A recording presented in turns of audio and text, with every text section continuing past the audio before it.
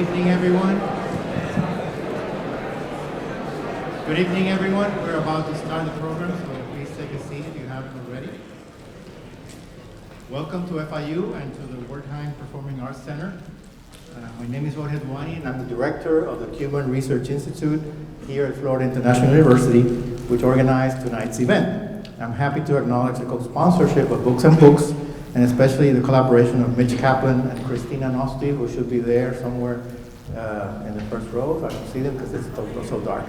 Okay, so welcome.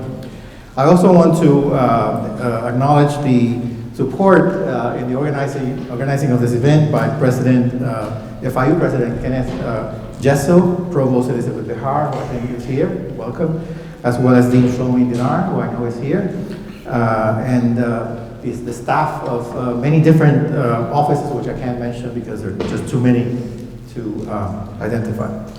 As most of you are aware, tonight's event has attracted substantial community and media attention. So before proceeding, I would like to say a few words about the mission of FIU's Cuban Research Institute and why we do the kinds of events that we do like tonight's. The mission itself, which is on our website, is creating and disseminating knowledge about Cuba and its diaspora.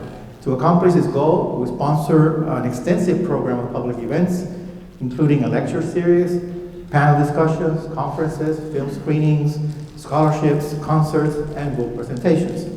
For over a decade, the CRI has sponsored a book presentation series, of which this is part, which brings to South Florida the authors of new books on Cuban and Cuban American topics, representing a wide range of disciplines, philosophies, and cultural perspectives.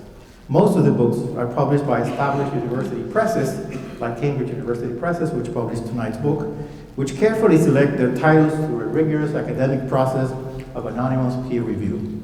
This year, we organized 12 book presentations in partnership with Books and Books and Coral Gable. We're very grateful for that. Also, I wanted to note that because the books are sold out, you weren't able to buy them here, but Books and Books has copies of the book that they have on sale on their website.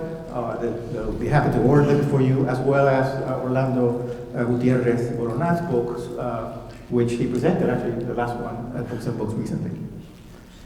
In organizing public events, our purpose is to create a space for the open discussion of ideas in a respectful and safe environment. We strive to bring recognized experts on topics of interest to our community, understanding that sometimes their positions may be controversial.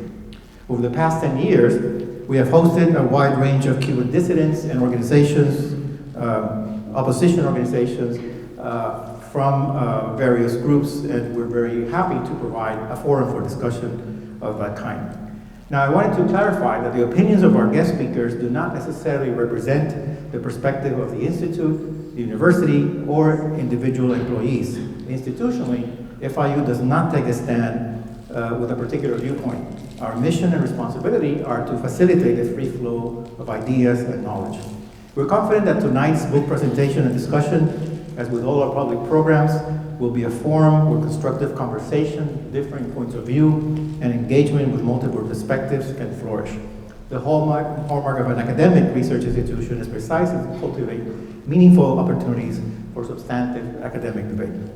FIU and CRI have a long-standing record of acknowledging the rich history and meaningful contributions, as well as the suffering and many sacrifices of the Cuban American community here in Miami and across the United States and even other parts of the world. Documenting and preserving this rich heritage is one of the primary reasons why CRI was founded back in 1991, and it still inspires our work today. I might add that I'm a proud member of the Cuban American community and have personally experienced many of the trials and tribulations, the sorrows and the joys of Cubans in exile. Before I introduce our speakers, I have to make an announcement about tonight's expected decorum. It is our intention, as I have said already, to have a civil discussion where everyone who wants to speak can do so and wait their turn. Anyone who attempts to disrupt this event will be asked to leave the auditorium. There is an area outside of the building for any individuals who wish to exercise their right to voice their positions. Tonight's program will follow a standard academic format, which is Quite simple. Our first speaker, Dr. Susan ECKSTEIN, will have about 20 minutes to make her presentation. Then our discussant, Orlando Gutiérrez-Boronat, will have about 15 minutes, and then I will moderate a question and answer period with the audience for about 30 minutes. That means that if everything goes according to plan, we will end the event around 8:15. I'm now pleased to introduce the participants in tonight's program. First, we'll hear from Dr. Susan ECKSTEIN, who is a professor in the Pardee School of Global Studies and in the Sociology Department at Boston University. She has authored numerous books and articles on the Mexican urban poor, political economic developments in Cuba, Cuban immigration, immigration policy, and Latin American social movements. She has previously taught at Boston College, Columbia University, the University of California, Santa Barbara, and Harvard University. She earned her PhD in sociology from Columbia University and her BA in sociology from Beloit College in Wisconsin. Her published books are too many to mention here, but I would highlight 3 titles that are relevant to tonight's presentation.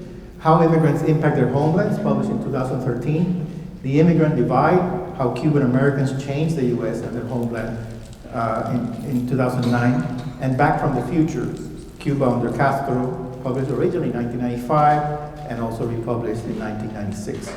She has received numerous fellowships from prestigious institutions such as the John Simon Guggenheim Memorial Foundation, the Ford Foundation, the John D. and Catherine MacArthur Foundation, Rockefeller Foundation, Tinker Foundation, and the Russell Sage Foundation, to name a few. She's also received several awards for her publications from institutions such as the American Sociological Association, the American Political Science Association, and the New England Council on Latin American Studies. Our second speaker will be Dr. Orlando Gutiérrez-Boronat, who is an award-winning author and community leader. He's also worked as a reporter, journalist, and professor. He is co-founder and spokesperson for the Cuban Democratic Directorate based in Miami, a non-governmental organization seeking to promote human rights and democratic change in Cuba. He's also a member of the Assembly of the Cuban Resistance, a coalition of Cuban anti-communist groups inside and outside Cuba.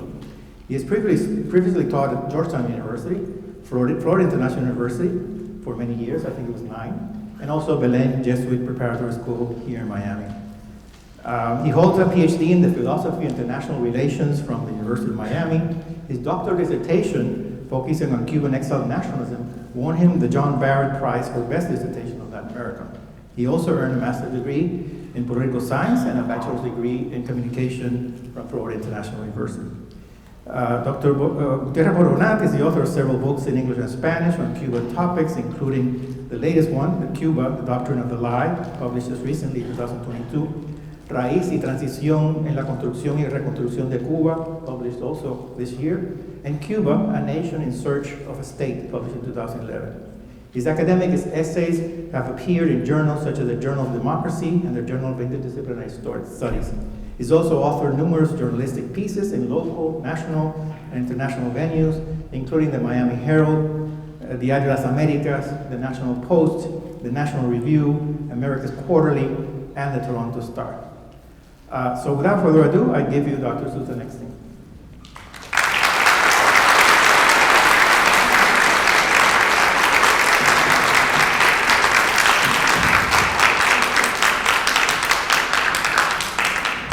Thank you. It's a pleasure to be here, and I'm limited in the time that I can speak, but I want to thank Books and Books for very generously offering to sponsor the book presentation initially, and my thanks to FIU, and particularly to Professor Duane and the Cuban Research Institute here at FIU.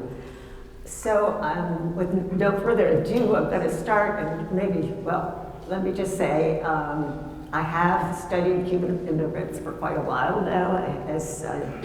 As was mentioned, I've written a book on different waves of Cuban immigration to Miami and to the United States in general.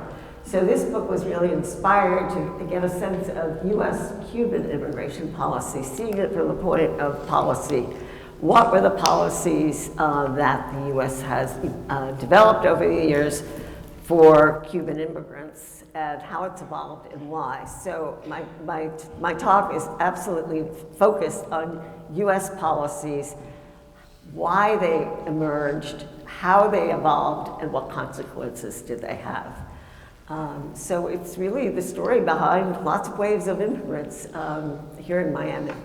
So let me begin. I don't know if somebody is doing the slides, so can I just put a hand up?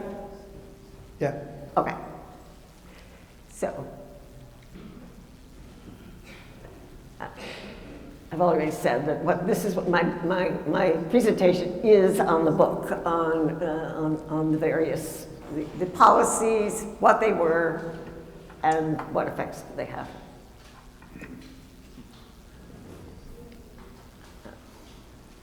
I don't know. Okay, thank you. No, back. Great. So since I'm so limited in time, what I'm going to do is just highlight or summarize, synthesize the kinds of benefits that have been extended by the U.S. To Cubans over the years. I should say the book is based on about 6 years of research. I've gone to all the presidential libraries of, the Kennedy administration, Johnson, Nixon, Reagan, Bush, Clinton, etc. So I've gone to the various archives and looked at the materials that were there. I've gone to University of Miami archives as well. I've also consulted Congress, various, not only the laws, but the hearings associated with the various laws that have been passed and some didn't pass. So this is the kind of work that I am building on. And so here I'm just summarizing some of the benefits that have gone to Cubans. They're more discussed in the book. I mean, I go into rich detail about the policies as they evolved under each successive presidential administration. So here I'm summarizing, as opposed to going over this is what happened under Kennedy or under Eisenhower, Kennedy, and Johnson. So one is that about 1/3 of a million Cubans were airlifted to the United States between 1959 and 1973. I might say, thanks to U.S. taxpayers that helped the Cubans come here. The Cubans have also come in as tourists as a way to get around the laws of immigration. Congress essentially regulates immigration law, and I discuss all this in the book. Presidents have certain discretionary powers, so parts of the benefits are from Congress, some of them are from at presidential discretion. In the beginning, in particular, tourist visas were used to get Cubans out of Cuba because they are much easier to get than immigration visas. But they were given on the knowledge that the Cubans were not going to be tourists, but coming as immigrants, or at least staying here, not as tourists, until they would return home, which of course they didn't. Another benefit has been the extension of guaranteed minimum of 20,000 immigration visas, and that was under the Clinton administration. And there's no other country that has a guaranteed minimum.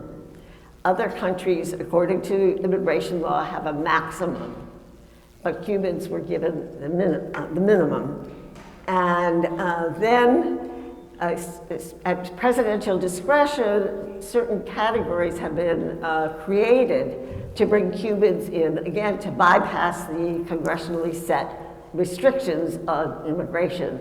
And so two of those that I've highlighted, and the most significant is President Carter's, who created this status called entrance, status pending, as a way to allow the Mariel Cubans to come in and be able to stay here, not have to risk deportation, be able to work, etc. And Clinton also, probably building on what Carter had done, created this category of Guantanamo entrants when he wanted to bring the Cubans who were the so-called rafters, who he initially sent to Guantanamo, to enable them to come into the United States. Again, bypassing other kinds of regulations on immigration. Then the Cubans have been able to come here as refugees when they did not meet the official categories, official definition of refugees. There is a internationally more or less agreed upon definition of refugees set by the United Nations, and that was incorporated into the US Refugee Act of 1980, which is the America's law regulating refugee admissions. Okay, so partly, Cubans who came in 1959 were in fact treated as refugees. The US said if you came in after 1959, you did not have to prove that you were a victim of persecution, which is part of the definition of refugees by the UN definition. So, and then in 1980, again, President Carter said, who had just passed the Refugee Act of 1980, said that Maria Cubans were not refugees. They did not meet the definition that was officially incorporated into the Refugee Act. But here were the refugees, and there was a lot of pressure from the Cuban community here to give them benefits, refugee benefits, and so they were literally, it was said that they would be given the same equivalent benefits, but not as refugees. And then the Cubans have been exempt from laws that have limited rights for limited immigration to this country, and that was particularly in the late 1990s. When several anti-immigration, nativist kinds of laws were passed, Cubans were exempt. So other immigrants are required to come in through ports of entry, but Cubans, for example, were exempt from that and could enter from anywhere that once they touched US land. So here are a few other rights that the Cubans have had. So one was, these were under George W. Bush. He introduced the Cuban Family Reunification Program, which was to enable Cubans to come here before they came up in the queue, the immigration queue that is applied to all immigrants. And also he introduced the Cuban Medical Professional Parole Program, that allowed Cubans who were serving in overseas missions for the Cuban government as doctors or in the medical profession, that they could come into the United States on parole and stay in the country. So those were really rights to get into the United States. So here I'm just summarizing some of the benefits that were extended for Cubans once they were in the United States. The most significant, as many of you probably know, is parole. This was a category, it had rarely been used before the Cubans come. It's technically to give temporary rights to be in the United States until you can return home.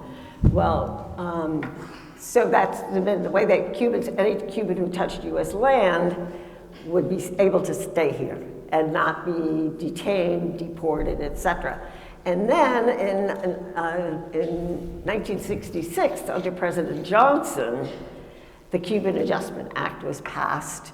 I'm sorry, there's an error there. It should be the Cuban Adjustment Act and CAA. And that allowed paroled Cubans after a year and a day to apply for a lawful permanent residency, and then they're on a path to citizenship. So this was a benefit that Cubans have received that other immigrants who came to this country without immigration visas did not qualify for. So in many respects, you did not have an unauthorized or illegal Cuban in this country, thanks to the combination first of the parole status and then of the Cuban Adjustment Act. And then Cubans have benefited from the most generous refugee program in US history.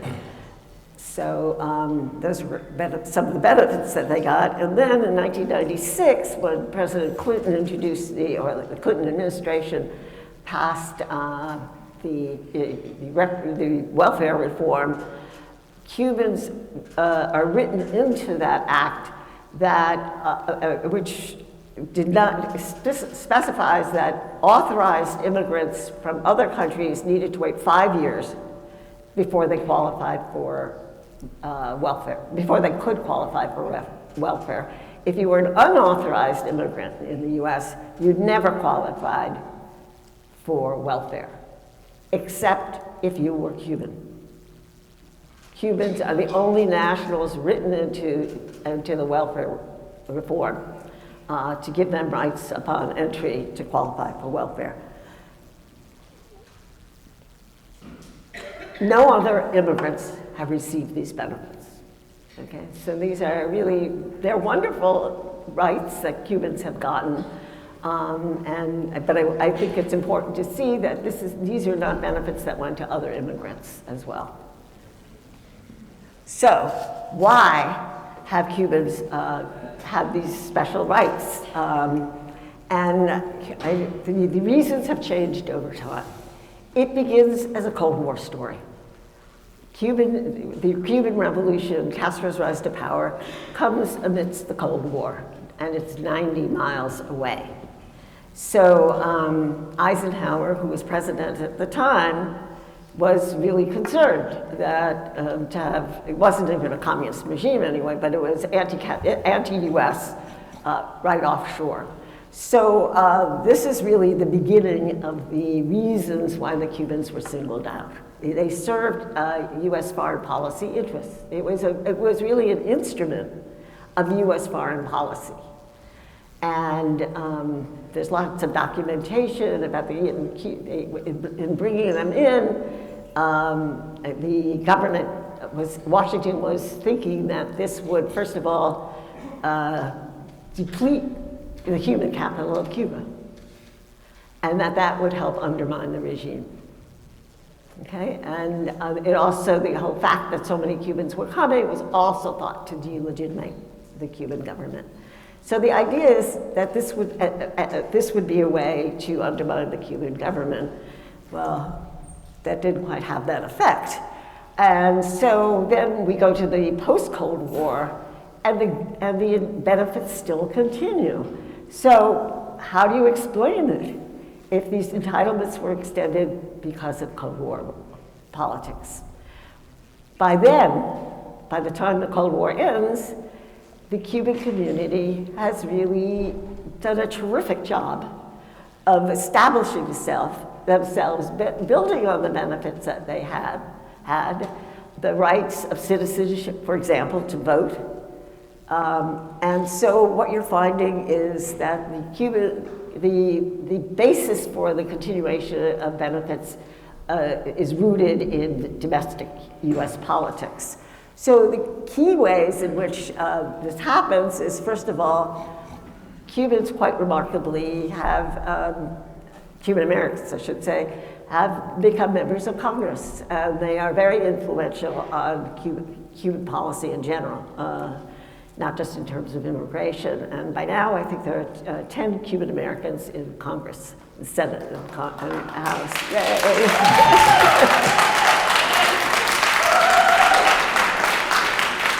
And this genuinely is really, the Cuban community really should be proud of the fact that you excelled in the main halls of US policy in general.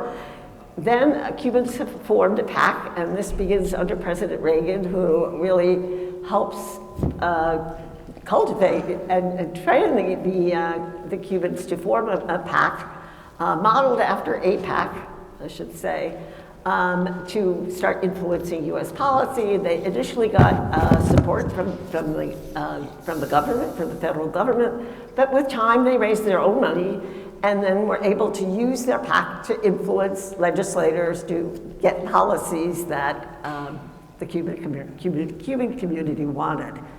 And then ordinary Cubans, through their votes, have been very influential too, because they, particularly in Florida, where the center of the Cuban American community here, they had votes, because they had citizenship rights, and they used that, and the Cubans vote in a very, very high percentage. In other words.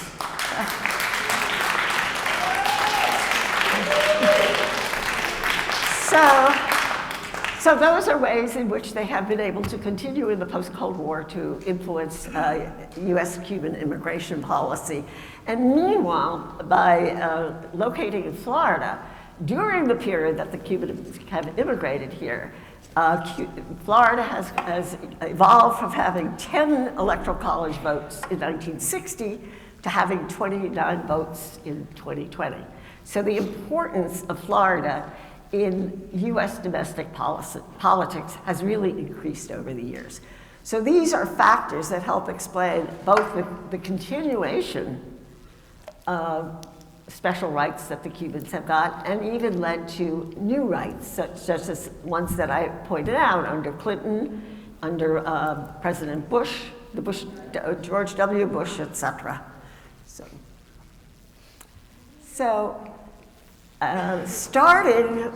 Mainly starting with President Obama, there starts to be efforts to withdraw the special benefits that Cubans have gotten. And the most significant was in January of 2017, the last full week that President Obama was in office, he eliminated the parole rights that Cubans had. It had been introduced at presidential discretion, so he could do that. So it appeared that now suddenly Cubans were going to be unauthorized immigrants if they tried to come here, and they didn't get visas to immigrate lawfully. And then the other one that he ended was the medical professional parole program that had been quite controversial. So I think I need to move on, because for reasons of time, I'm not going to talk. Could you please just move on? I'm just going to stop on what he ended rather than what he intended. And then for President Trump, interestingly, further withdraws entitlements for Cubans. And he did so in this de facto, not de jure. He didn't change any laws. But what he did was to have his administration had far fewer far fewer Cubans get immigration visas. And so he actually does not comply with the agreement, a bilateral agreement, to admit a minimum of 20,000 Cubans a year. So as few as 4,000 Cuban immigrants got visas to come lawfully, which is, of course, then leads to pressure for Cubans to come without authorization. And he also admits very few Cubans, allows very few Cubans to be admitted as refugees. He reduces refugee admissions in general, and almost none, 1 or 2 Cubans were being admitted officially as refugees in conjunction with the Refugee Act of 1980. So he also increases deportations and detentions of Cubans, essentially for the first time. So, President Biden, not too much has happened. There is some movement now to increase lawful immigration again, in conjunction with this agreement to admit a minimum of 20,000 a year, but they're not up to that at this point. Partly the embassy in Havana is not even equipped to deal with all of it. And, but what happens that's so interesting is, okay, Cubans could not come and get parole, but they found a new way to enter the United States if they couldn't come with parole, and that was to claim asylum. So now what you're finding is that Cubans are coming in and claiming asylum. So as are many, many Central Americans, for example. But now what happens is what's different about the Cubans is that if they're here for a year and a day because of the Cuban Adjustment Act, they can appeal under the Cuban Adjustment Act to have their status changed from asylum seekers to become lawful permanent residents. Usually asylum claims take over a year. So the Cubans have this special way to very quickly become a lawful permanent resident that other asylum seekers do not have. And there's a surge in Cubans claiming for asylum. This past year, the fiscal year that just ended, I'll show you a slide in a minute, 220,000 Cubans came in, which is massive. And probably the numbers are going to be even higher than that this year. So these are asylum seekers, many of whom are able to become lawful permanent residents and ultimately citizenship. So I think I'm running out of time. Yeah. This was not my reduced slides that I Okay. sent you, so I apologize. I was asked to reduce the number of slides I showed, and I sent it, but they seemed to put my initial slide projection together. So I think I just checked. Do I have to stop? Yeah. Okay. So these are, I can discuss why, I discussed why the entitlements occurred, but then I was going to go into why they started to be retracted, but sorry. Thank you.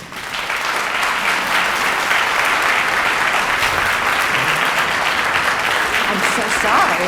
Apparently they got the old one. Pardon? Apparently they used the old one. I didn't know what to do. I mean, I kept seeing these things. Thank you. Good evening. First of all, I want to thank Jorge Duani for inviting me to be present here today in this very important discussion. And I also want to thank Commissioner Kevin Cabrera, because I think that his insistence that there be an exchange of different points of view tonight has been important in achieving this moment and this dialogue on the truth about Cuba. I am here fundamentally because the purpose, the goal, the struggle of freedom-loving Cubans has been truth. To live in truth, and the only way to live in truth, as Martí taught us, is to seek truth constantly. Truth requires inquiry, it requires debate, it requires honesty, it requires transparency. So I am here to participate in the pursuit of truth in this place designed and built for truthful debate tonight.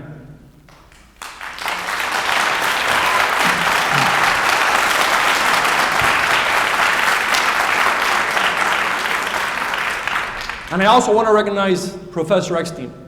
She's been willing to come here, present her work, and listen to criticism of it. I think that's very important. And I will be very critical of her work. Make no mistake, this is ultimately an inquiry into the truth about Cuba and into the nature of the regime that Cuba suffers from. The fundamental premise of Dr. Eckstein's work, and the one I'm familiar with is this book, Cuban Privilege. I've seen some papers and newspaper articles. I haven't read her other books.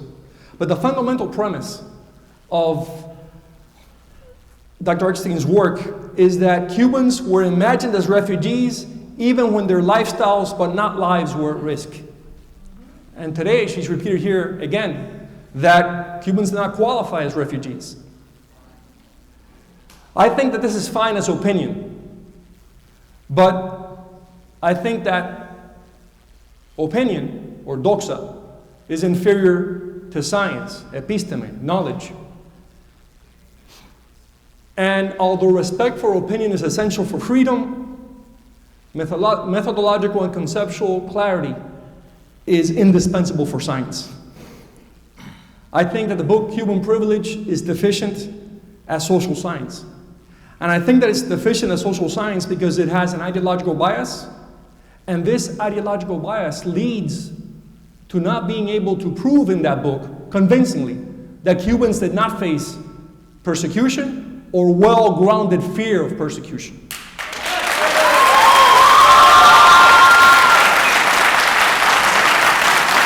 I appreciate that. I appreciate it. Dr. Eckstein has been scrupulous in her respect of time. Please let me get through this because I have 15 minutes and I have a lot to say. And I don't want to speak really fast because then you'll lose me and you won't understand what I'm saying. I believe that Dr. Eckstein's ideological bias is described repeatedly by her in the book. I have many quotations, but I'm going to summarize it as this. It is her belief that the regime in Cuba is an anti-imperialist force which, although somewhat repressive, embodies Cuban national self-determination. She also believes and states that the Castro regime was inspired by high altruistic values. During the Q&A, I can read you the quotations from her book. Both of these statements, to me, are historically and empirically difficult to prove. I think they're wrong. Just now, Dr. Eckstein stated that at the beginning, the Castro regime was not communist. To state that is another axiomatic declaration of a truth which is not grounded in history. For example, to believe that Castro was not a communist from the beginning, you'd have to contradict Castro himself. He spent the rest of his life saying that he had been a communist all along, from his university days. Second of all, you'd have to dismiss the human structure around him and the forces that brought him to power and created the ruling clique of that new regime. You'd have to ignore the regime practices from day one. You'd have to ignore how he radicalized the agrarian reform to create the first totalitarian institution, the National Institute for Agrarian Reform. I can go on and on. But you can't easily just affirm that the regime wasn't communist from the beginning without taking that into account.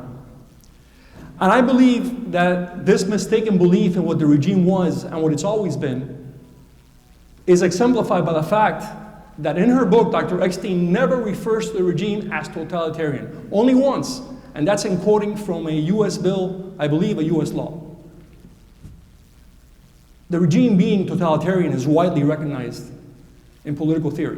Juan Linz himself, who's one of the key authorities in describing regimes, concluded Cuba is a totalitarian regime. But for the effects of what we're discussing now, not understanding that we're dealing with a totalitarian regime in Cuba prevents you from correctly assessing whether exiled Cubans, faced persecution or had well-grounded fears of persecution.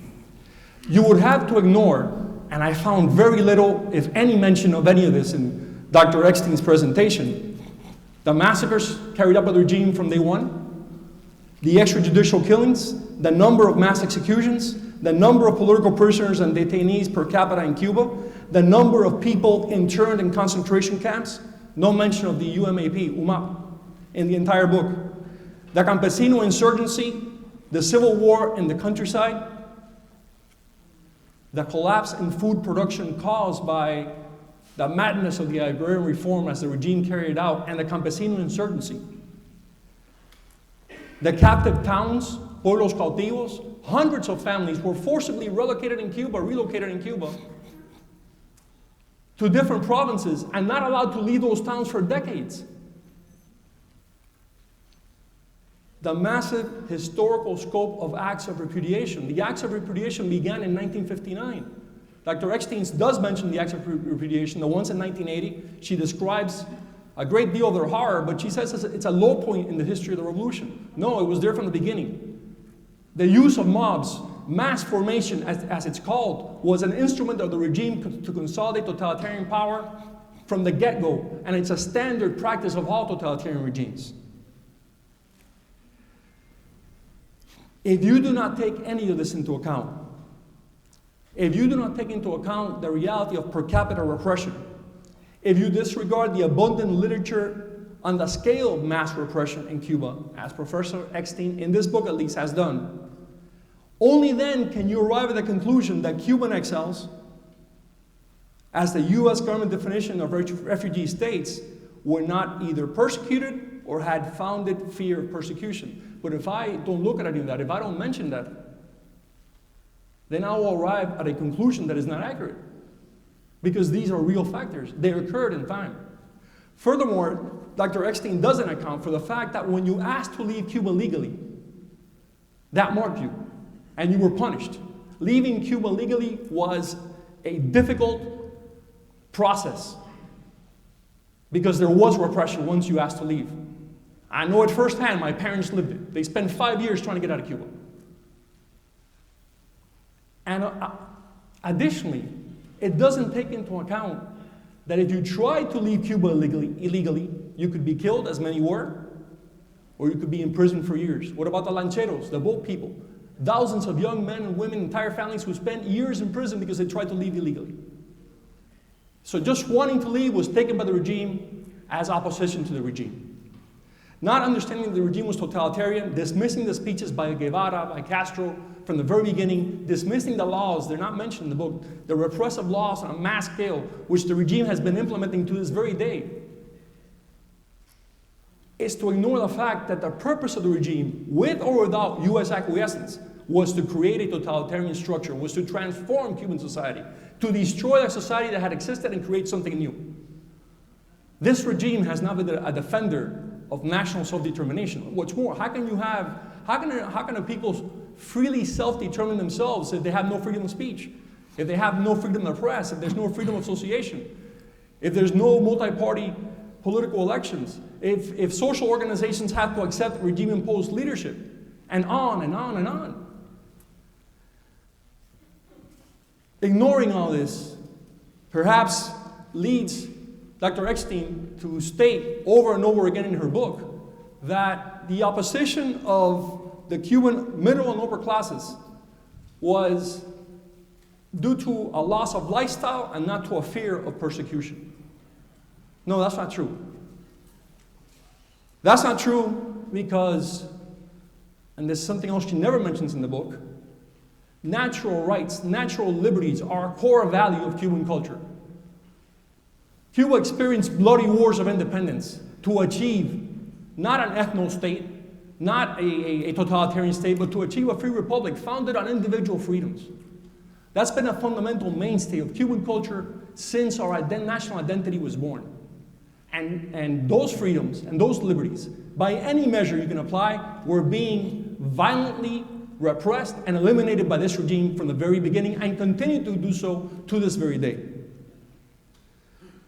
A regime that had promised free elections within 18 months had, by the end of 1960, confiscated all private media. That includes 58 daily newspapers, 160 radio stations, and 23 TV stations. And that leads me to another point. I don't know if it's because of the ideological bias, but Dr. Eckstein ignores the realities of pre-Castro Cuba. And she often falls into these sweeping generalizations that ignore what was happening in Cuba and how advanced Cuba was and what the Cubans had accomplished between 1902 and 1959. I can get into that later because I have more statistics on that. As a result, Professor Eckstein continuously classifies opposition to the regime as founded on petty selfish reasons and not on the desire to recuperate fundamental freedoms and out of love for the ideal of a republic in Cuba. An ideological totalitarian regime had taken power. This regime believed in national self-determination and national sovereignty only when it was convenient for it, and it trampled and has trampled the principle of self-determination from 1959 to today. A few examples: their support for the Russian aggression against Ukraine, active support for the invasion of a small country by a larger country, the support for the 1979 Soviet invasion of Afghanistan, which split the international non-aligned movement, the 1968 support for the Soviet invasion of Czechoslovakia.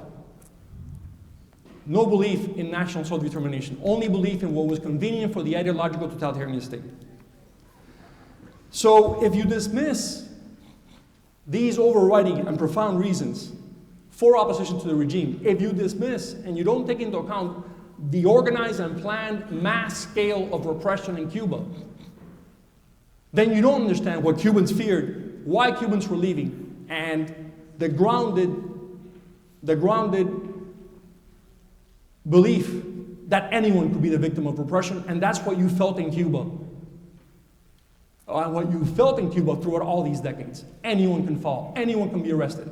If you're a hippie, if you're a homosexual, if you're a writer, if you're an inconformist, if you want to leave, if you're Baptist, if you're Catholic, whatever it is, you can be picked up and disappear. And that's been the rule of this regime. And that truth cannot be denied. What the United States faced in 1959, due to its own bungling of Cuba policy, was the unimaginable consolidation of a totalitarian state in the heart of the Western Hemisphere. You didn't need Eisenhower and Kennedy to tell Cubans to come. They were fleeing because of the massive repression Cuba was experiencing. And a repression not seen in Cuba since the days of the wars of independence in the 19th century. And since the United States, for whatever reasons, took the decision not to support active regime change in Cuba, not to seek the change of the regime through decisive means, since the U.S. agreed with the Soviets in the 1962 Kennedy-Khrushchev agreement not to invade Cuba, the U.S. knew that change was not coming. And they also knew, and under the shadow of the guilt of the Bay of Pigs and the Kennedy-Khrushchev agreement, they also knew that not allowing these Cubans in would be tantamount to a human catastrophe. Thank God the U.S. took us in. Thank God other countries took us in. What would have happened to us? My bias, I have a bias too. My bias is I lived through a lot of this. When Dr. ECKSTEIN talks about fake tourists jumping from country to country to find a way in, that was my parents and me. Cuba, Spain, Nicaragua, and then finally the US. We were a stateless people. People were deported from Cuba. The priests deported on nuns deported on the Coca-Cola ship without travel documents. They had nowhere to go. They had no passports. Who was going to accept them? And this practice of deporting people without passports was continuous. To this day, there are people barred from returning to Cuba. Thousands of Cubans are not allowed back in by the regime. And that's another very important point. When you left Cuba, the regime did not allow return. Leaving Cuba meant you lost your homeland, you lost your family. The telephone calls for Cuba were extremely difficult. And when you finally got a call, you had an operator listening in on what you were talking about with your family. And the operator would interfere if they felt the conversation was counter-revolutionary. How many of us remember that? I remember it very clearly.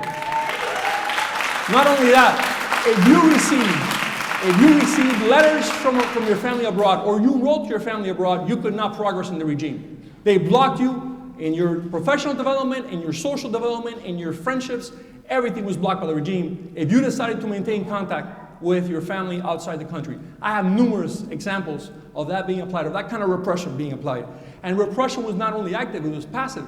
Just by sitting in your house, you had a block committee watching over you and supervising what you were doing. Privacy was lost. And that was the purpose of what the regime was doing, transforming, forcing people to accept totalitarianism. I think that this bias leads Dr. ECKSTEIN's work to establish double standards that undermine its objectivity. There are many that I can list, but there's one that really bothers me. And I'm going to say what it is. There's two that bother me, I'm going to emphasize one. In Dr. ECKSTEIN's book, she describes Jorge Mascanosa as an influence peddler. Why not a lobbyist? Why not an advocate? Why does he have to be described as an influence peddler? What was Jorge Mascanosa's crime? Fighting for free Cuba? Being a successful businessman? Not forgetting a free Cuba even when he had everything he could dream of here in the US? That love of Cuba has characterized our community. We didn't leave because of country clubs. We didn't leave because of losing schools. We left because our land was repressed. And once we had all that again here, we kept on thinking about Cuba and loving Cuba and supporting Cubans every way we can.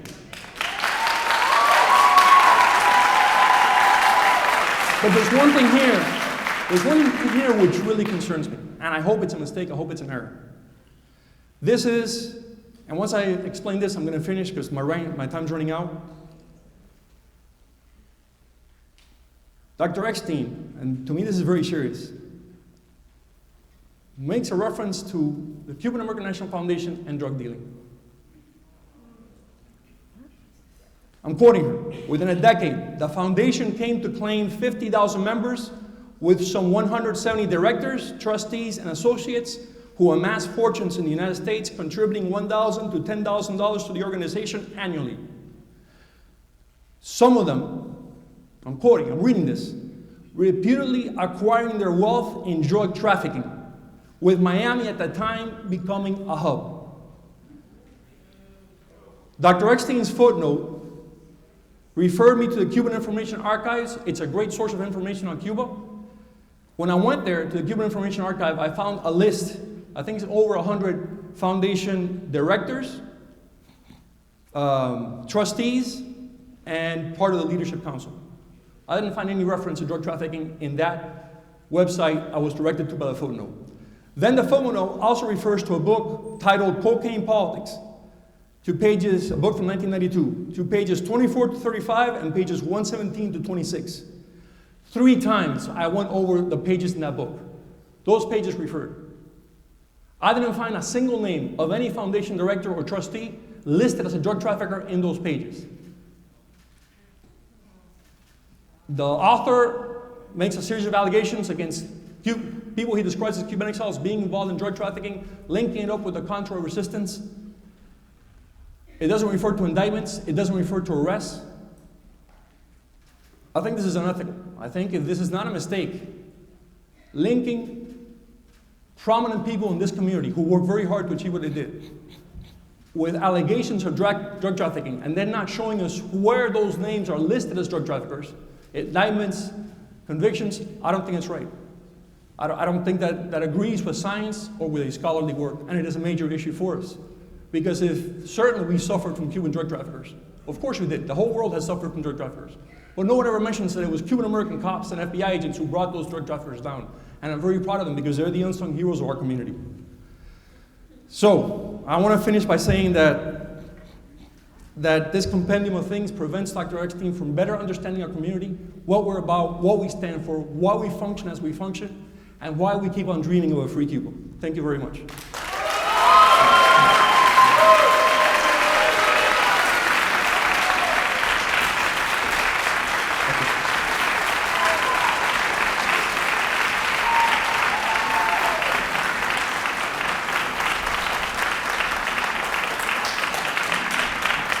Thank you, Dr. Gutiérrez-Boronat, and thank you, Dr. Susan Eckstein, for sharing your viewpoints.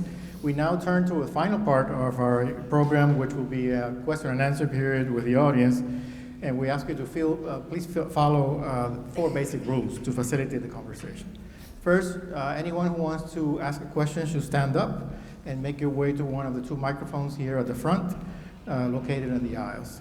Second, we would ask you to please identify yourself by stating your name and whether you're a student, faculty, staff, or community member, and if you represent an organization. Third, limit yourself to 1 short question so that we can maximize the number of people who participate in the conversation. And finally, please return to your seat. And remember, we have about half an hour for this session. So again, keep your questions, please, to 1 short question. And I see we have several people lined up. We'll start on this side. Please tell your name and your question. Good evening. I'm Juan Carlos Gomez. Can you hear me? Can you hear me? I am Juan Carlos Gomez. I'm a professor here at the clinical law professor, and I direct the Carlos A. Costa Immigration and Human Rights Clinic. My concern about your approach to this is the Cuban Adjustment Act is actually not unique. It's based on the Hungarian Adjustment Act. The Cuban Adjustment Act is a humanitarian act, and for example, the public charge ground in waves in '67. But this isn't unique. This has been modeled in many other areas of law, of other immigration laws that Cuban Americans sponsored and helped to pass, whether it was the Nicaraguan and Central American Relief Act, the Haitian Refugee and Immigration Fairness Act. So the Cuban American community truly has advocated for immigration reform, for inclusion, not for exclusion. As a matter of fact, the policy change that President Obama made was related to the wet foot, dry foot, not as to parole. And I'm concerned about painting with broad strokes rather than, for example, the legality of a parolee versus a refugee. A refugee is defined under 101A42, and a parolee is a broader humanitarian concept, understanding that the reason why Cubans weren't deported is that the Cuban government would not accept Cubans back And so, oddly, one of the great shames Professor Gomez, what is your question? my question is, did you consult with an immigration attorney who knows this? Because I'm concerned that I understand your idea of unfairness in immigration law, but do you understand that the Cuban American community has advocated and has been involved in the reform efforts to include fairness to everyone? And did you consult with the immigration lawyers who do this? Thank you for the question. Cuban American lawyers? Thank you. Do you want to respond, Professor Eckstein?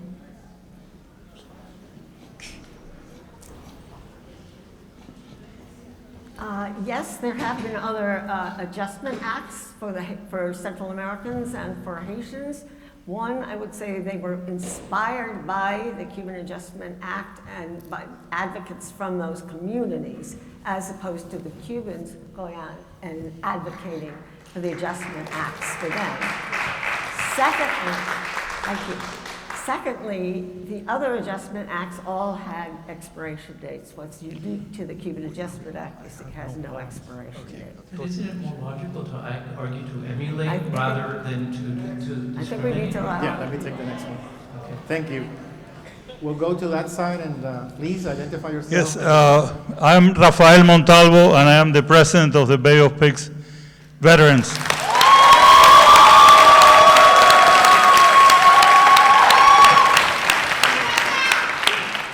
For those of us, and there are many here, that have put our lives on the line to gain the freedom of free speech, I really congratulate everybody here for what we're doing here, because this is the way it's done.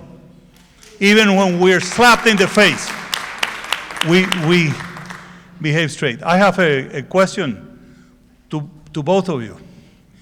All of this story is irrelevant, and it would have been totally irrelevant if we hadn't been betrayed in 1961. Betrayed not only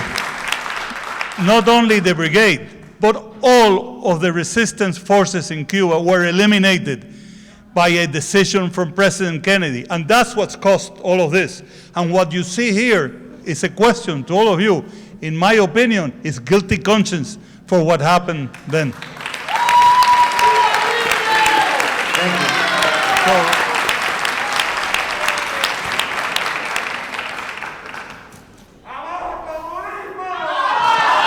Hey, hang on.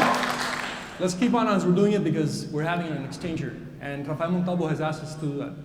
I think that guilt over the betrayal of the Bay of Pigs, over the insufficient support for the campesino insurgent forces who spent years fighting in Cuba's mountains, but also the knowledge that in the Kennedy-Khrushchev Pact, the U.S. had agreed not to overthrow the regime, and that the U.S. was not going to carry out the liberation of Cuba. And the deep knowledge the U.S. government had of the kind of repression taking place inside Cuba was fundamental in resettling and taking in Cuban refugees. The regime has not ended. Repression continues to this day, so those factors are still there. And I want to quickly take this moment to make another point with reference to the first question. Another issue I see with Dr. Eckstein's work is the material she refers to and cites are either neutral data or those that agree with her points of views. And she doesn't reveal who she has interviewed. So for example, I think there are many, many examples of pan-ethnic solidarity of our community with other Latin American groups and even those who are not Latin American from different parts of the world.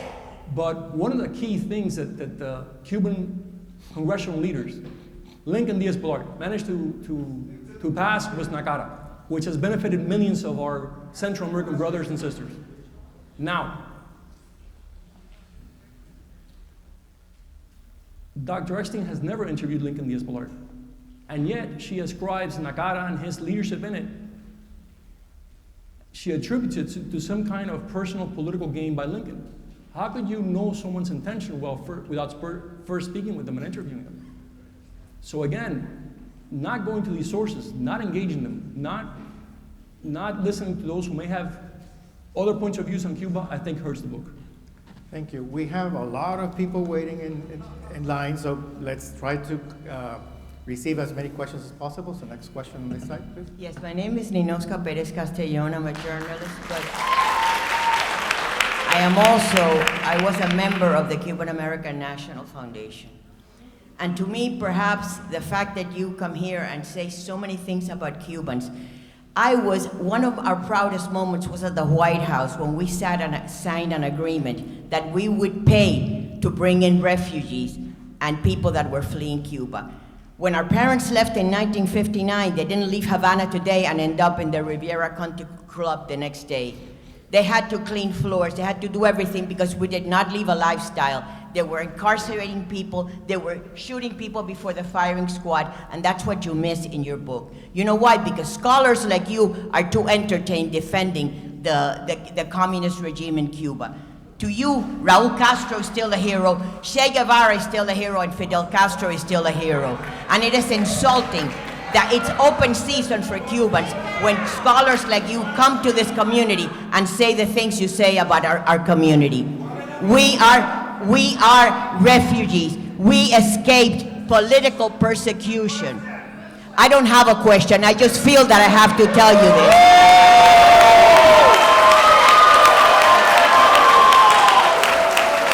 Okay, thank you. We have our next. Please do ask a question, and then so that we can continue the conversation. Absolutely. Can you hear me well? We can't hear you. Hello? Yes. I definitely have a question, but my question isn't for any of the authors. It's actually for you, Dr. Dwani. So my name is Delano Sacconi. I'm an FIU student, but most importantly, my grandfather was a Cuban refugee. So my question to you, Dr. Dwani, is over the last 2 weeks, you've been promoting this event, which has been very controversial over Instagram. I myself have made comments which have been deleted. After my comments were deleted, you blocked all the comments off the Instagram. After you turned off the comments off the Instagram, you blocked my account completely.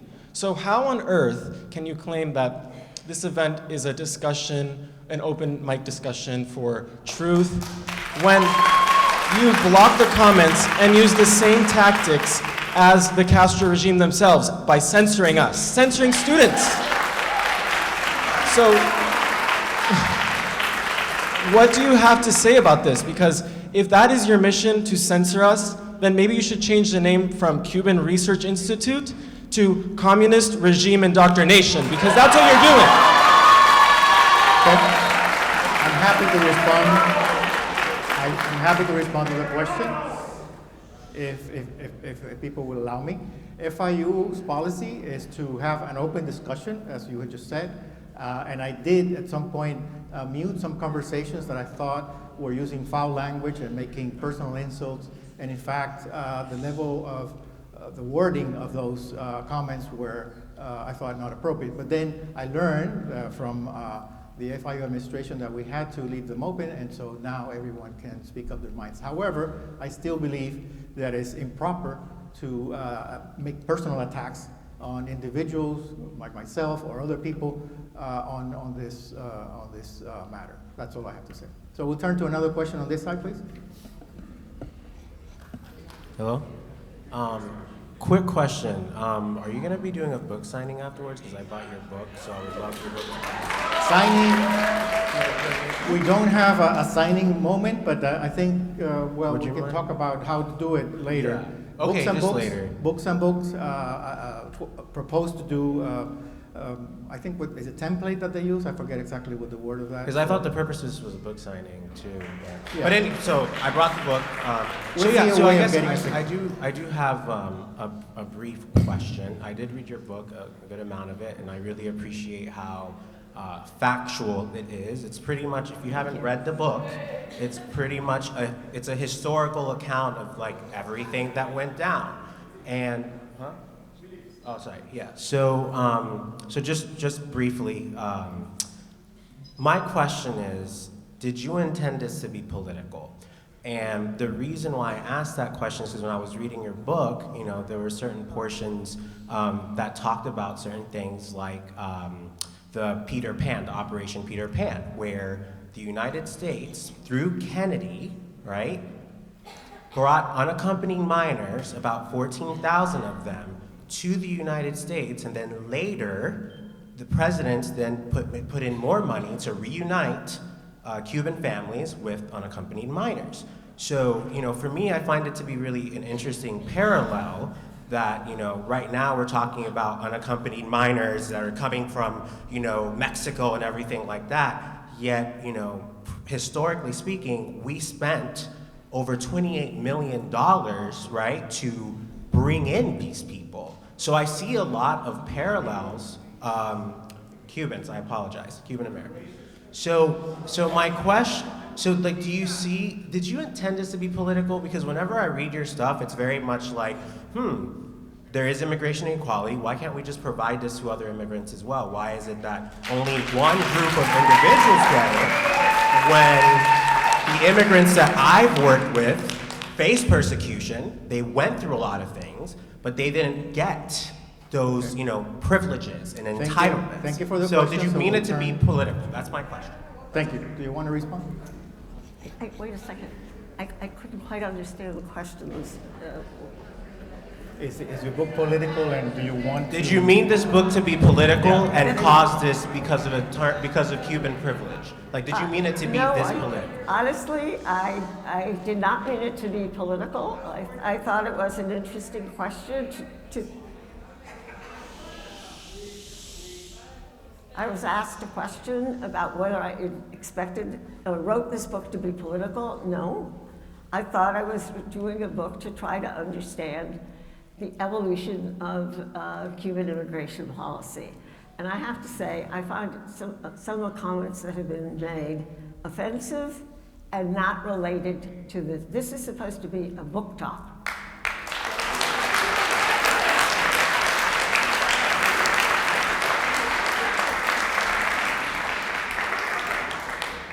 Okay, we'll go to that side now. Your question and your name, please. My name is Max. I am a student, and I promise I'm not going to give a whole spiel. I just wanted to start by, noticing something that's been underappreciated here. I want to first commend Dr. ECKSTEIN and commend FIU because, as a lot of people know, a county commissioner-elect tried to get this event to be canceled, and I just want to commend all of you for standing your ground and defending your First Amendment rights. Just because you disagree with something doesn't mean that it should be canceled. And I just want to also say that a part of your book, I'm still getting through your book. I just got it recently. It's been finals week and everything. But a part of your book that really, touched me, that really affected me, was in the first chapter when you discussed unfavorable immigration laws and how those laws unfavorably affected Eastern Europeans and Jews in particular. My great-grandfather was born in Ivankiv, Ukraine, and he had to go through the ordeal of escaping Stalinism. So I know firsthand from my family that it's not an easy thing to go through, and that, it looks like Cubans got a good deal that a lot of us didn't really benefit from.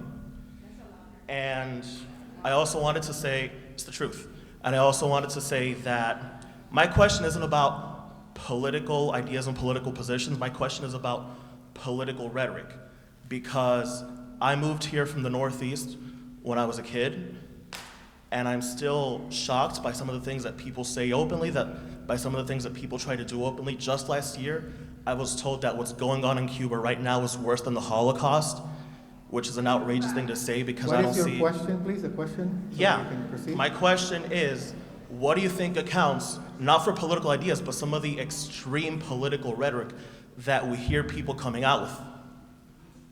Thank you. Dr. ECKSTEIN and then Dr. Gutiérrez-Boronat. Dr. ECKSTEIN, do you want to comment? Maybe I'll pass on this, but I should say, since this issue of refugees has come out, one, I'm not giving my own definition of refugees. I am going by what U.S. law is, what U.S. presidents, the policies have been, and it's not my own opinion, okay? You must realize it. I am describing what's in there in the literature and in the statements that the presidents have made and Congress has made or whatever. And you should know I am a daughter of refugees. My parents were persecuted. They were stateless for a while, so I understand the pain that many of you have suffered, okay?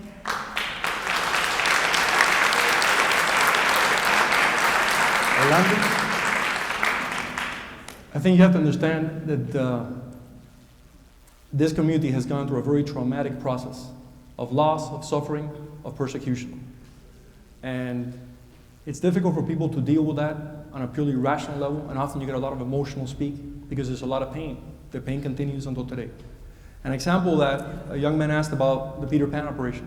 The Peter Pan operation began because parents in Cuba had grounded fears that the regime would take away their authority over their children.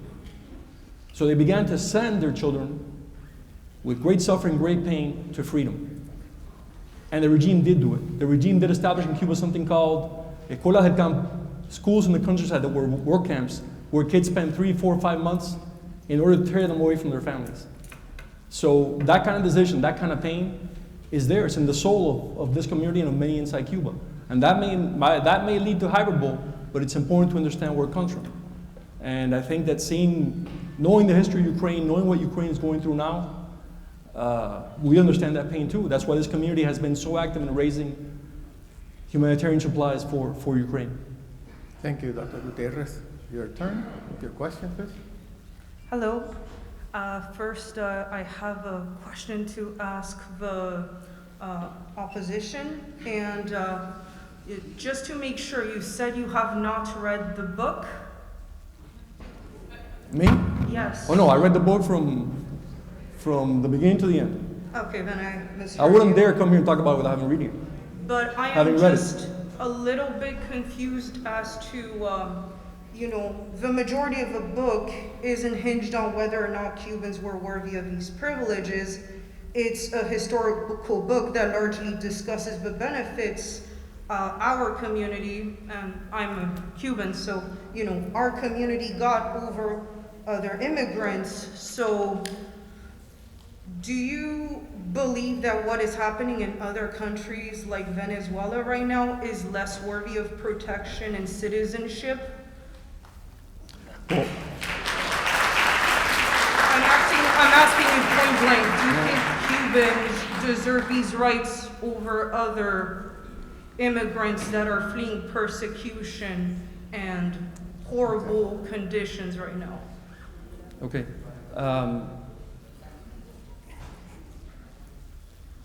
I disagree with you. I think that the basic premise of the book is that Cuban exiles were not real refugees because they had only lost lifestyles and not their lives, and because they didn't have grounded fears of persecution. I think that understanding the mass terror and the mass repression unleashed by the regime is vital in order to come to that conclusion about if we were or were not legitimate refugees. And I don't think that taking into account the level of repression in Cuba from 1959 until now, you can come to the conclusion that we were not either persecuted or had grounded fears of persecution, just by adding up. But that is not what I am asking. I am asking if you think I didn't interrupt you. Cubans I didn't interrupt deserve you. rights I that did not other interrupt you. immigrants don't Okay, fine, get. interrupt me. Yes, please let him answer. Go ahead. Okay, if you add up the numbers of executed, imprisoned, concentration camps, et cetera, and you see the Cuban population at that moment and later, you see that the per capita incidence of repression is very high. Cuba had more per capita political prisoners than the Soviet Union in the 1970s.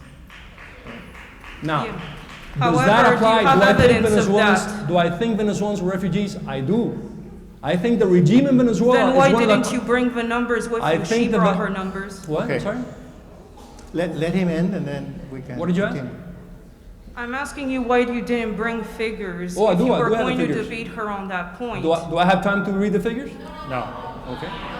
I did bring the Sorry. numbers to here. I can easily. I think you've answered the question, so thank you for the question. I think Venezuelans are refugees. I think that the dictatorship in Venezuela is a result of the regime in Cuba. It's run by the regime in Cuba, and it's one of the consequences of having tolerated a totalitarian regime in the heart of Latin America for so many years. So we'll continue. Thank you. As for Dr. Einstein,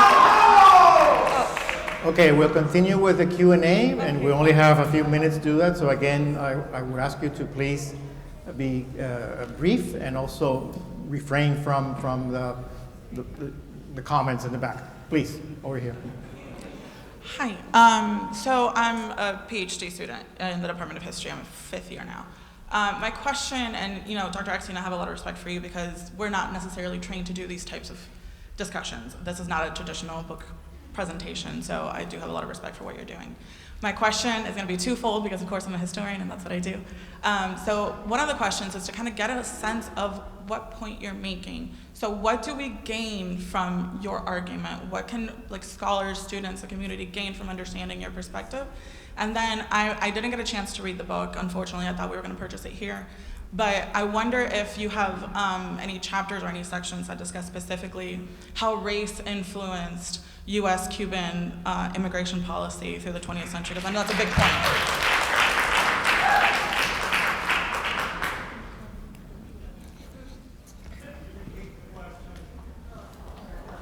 So it was about race. Race.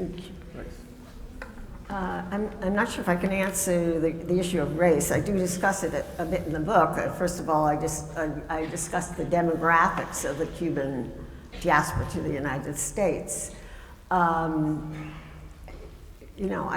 have to say that it's not an explicitly racial pro-white racial policy on the part of the U.S. government, but certainly the policies had allowed a lot more of the lighter-skinned Cubans to come into this country but I cannot say there's specific discrimination against Afro-Cubans. It might be there. I just don't know them being rejected for getting into this country.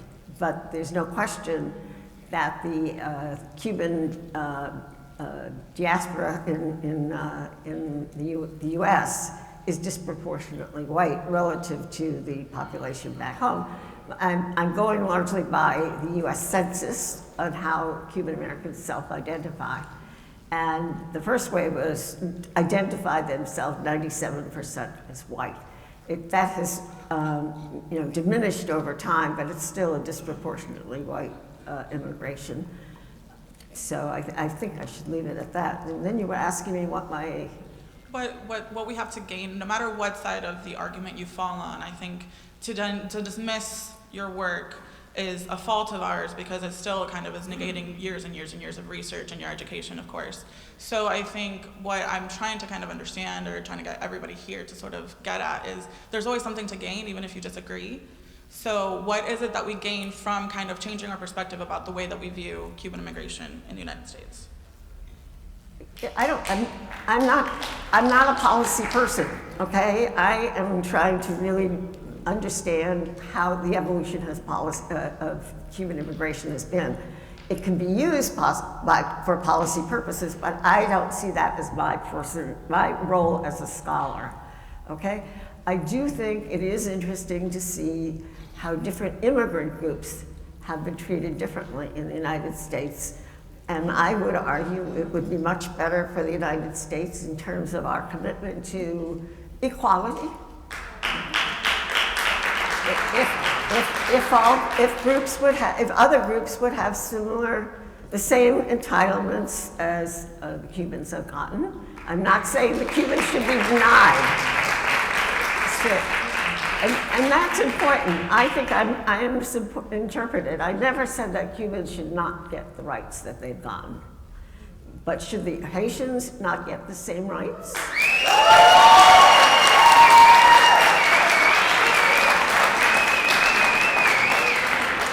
And the Haitians are woven into my book, okay? I have not studied the Haitian Haiti as deeply as I have studied Cuba and Cuban immigrants.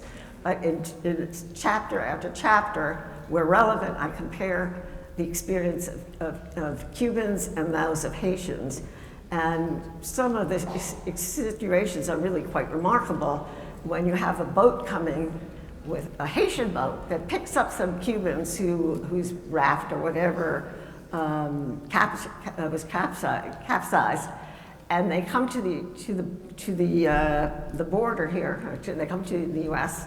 The Cubans are let in, and the Haitians, who, out of generosity, picked up the Cubans, were sent back. What? I don't get it. They're saying not true. Pardon? They're saying not true, but let's continue. Not true? Excuse me. Well, Okay. thank you for answering the question. Okay, we have time for 2 more questions. We'll take one from this side and then another one from that side. Please. I'm Dr. Josie Valdez Hurtado. I am a doctoral graduate from FIU, a retired university professor, and a Cuban political refugee. I read your book and I have issues with it because it doesn't have any historical context. It doesn't place Cuba as the first communist nation in Latin America that the United States had to quote unquote deal with. The United States and Cuba had a dynamic going on while all this is happening, all these 64 years or so. We have the betrayal of Bay of Pigs, we have the Kennedy-Khrushchev pact that Orlando mentioned. Then we have the CIA using Cuban American pilots to fight foreign domestic wars.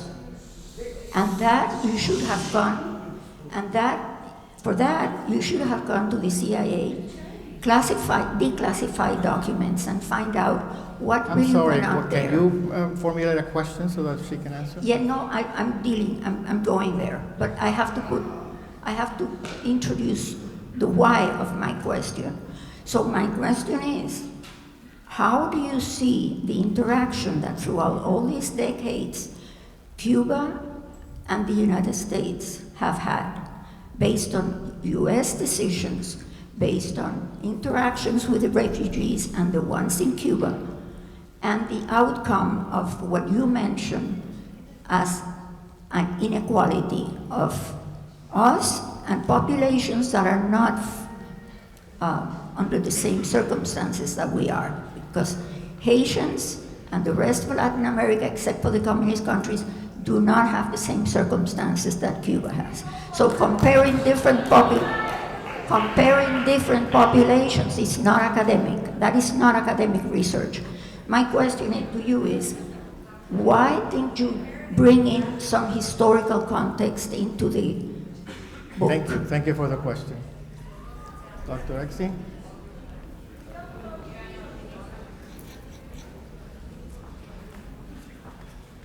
My book is a historical analysis. Maybe I'm not taking it back. I went to many archives of different administrations. That's history. It may not be the history you want in there, but it is history. Okay? And, you know, every book has to have its limits. You know, no publisher wants to publish, you know, big things. And my book is, it's about 350 pages.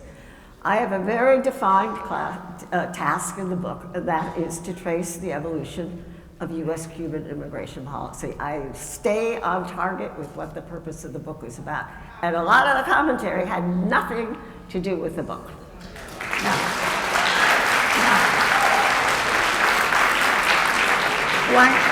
Thank you. So it's now 8:30, and this will be our last question. Go ahead.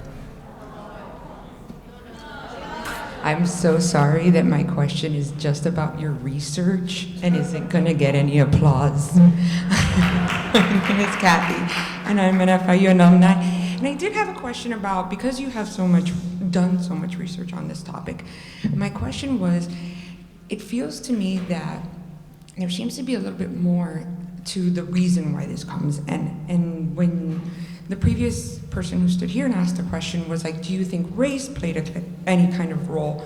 My question to you is, do you in your research find that maybe some of the reasons why the Cubans were given these certain kinds of what we call privilege would be because of the socioeconomic status of the island at the time of the Cuban Revolution?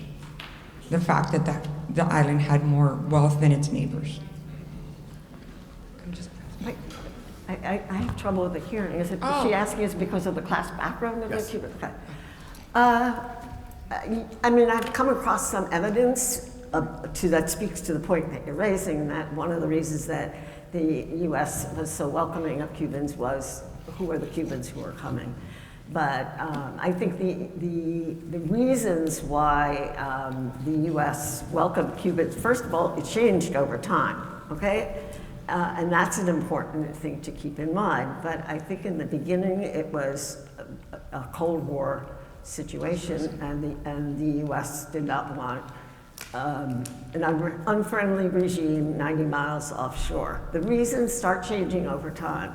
But that, I would say, was the original thing, and the U.S. was trying to, to have Castro overthrown one way or another, right? And that became problematic then with, but not, I'm focusing on the immigration. I understand the issue about the Bay of Pigs invasion. I've come across some documents about it, but my book is not focused on that, but rather on the immigration policy. But I think, yes, that people in Washington felt more comfortable with the Cubans coming in than they would with the Haitians coming in, for example, which I guess is partly behind the comment. Thank you. Thank you for your questions. Thank you, Dr. Eckstein and Dr. Gutierrez. I'm sorry, we really have to stop now. Thank you all for coming here, and good evening.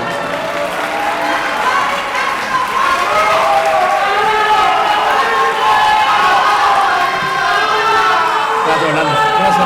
Gracias.